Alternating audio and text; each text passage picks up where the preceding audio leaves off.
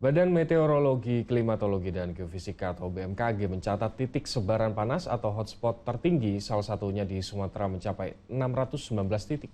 Sementara kabut asap akibat kebakaran hutan dan lahan yang masih terjadi di Kabupaten Rokan Hulu, Riau membuat 208 sekolah diliburkan. Kabut asap akibat kebakaran hutan dan lahan di Rokan Hulu menyebabkan 208 sekolah mulai dari PAUD, TK, SD, dan SMP harus diliburkan sejak Rabu 23 Juli. Kebijakan tersebut dilakukan guna mengantisipasi gangguan penyakit yang disebabkan oleh kabut asap. Sekolah yang diliburkan berada di 4 kecamatan yang terdampak kabut asap, yakni di Kecamatan Rambah, Rambasamo, Bangun Purba, dan Rokan 4 Koto.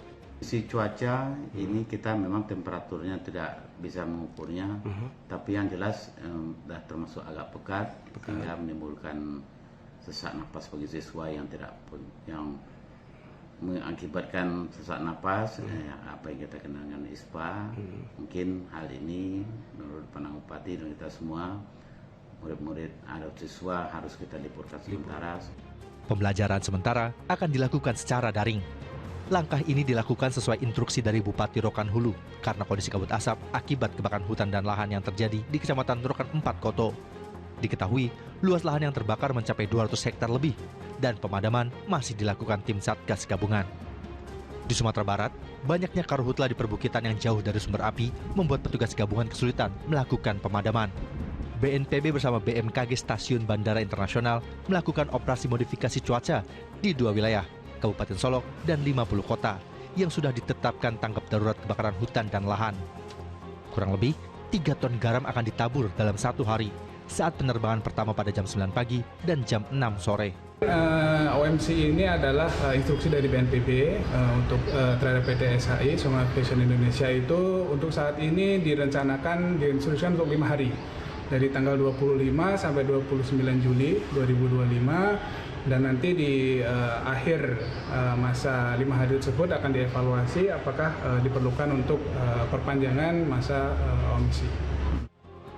Operasi modifikasi cuaca mampu meningkatkan curah hujan 20% hingga 30%. Sementara, untuk tingkat keberhasilan terjadinya hujan bisa mencapai 70% hingga 80% dari 8 sampai 10 kali penyemaian garam dilakukan.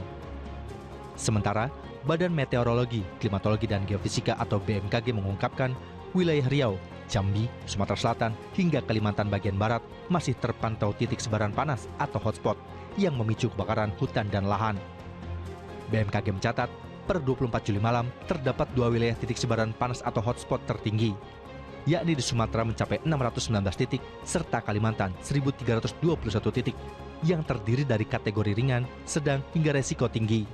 Perlu diwaspadai di beberapa wilayah, khususnya wilayah-wilayah yang mungkin banyak daerah-daerah lahan gambut seperti wilayah kita lihat wilayah Jambi, Sumatera Selatan, Lampung, Kalimantan Barat, kemudian Kalimantan Selatan cukup tinggi, mudah terjadi kemudahan kebakaran akibat dari lahan yang sudah cukup kering, karena sudah mungkin antara beberapa hari hingga beberapa minggu sudah terjadi hujan. Sedangkan untuk wilayah Jawa potensinya cukup tinggi tapi mungkin karakter berbeda.